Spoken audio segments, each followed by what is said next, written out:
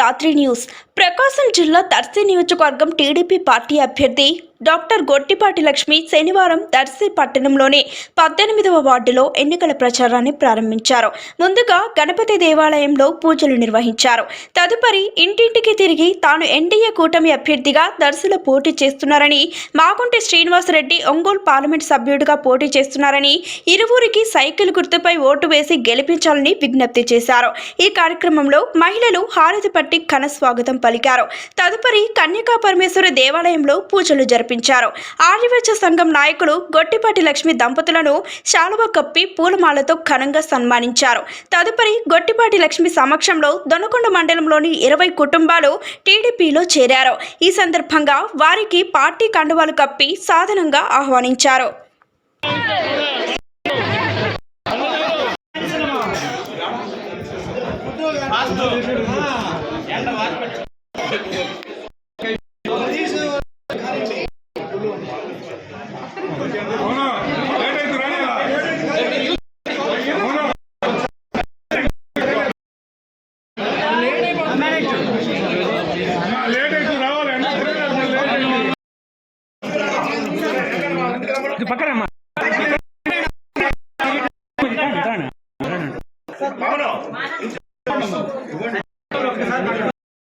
చైతన్య అన్న తీస్తా చైతన్య అన్న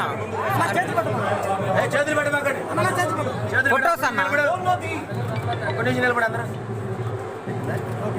ఓకే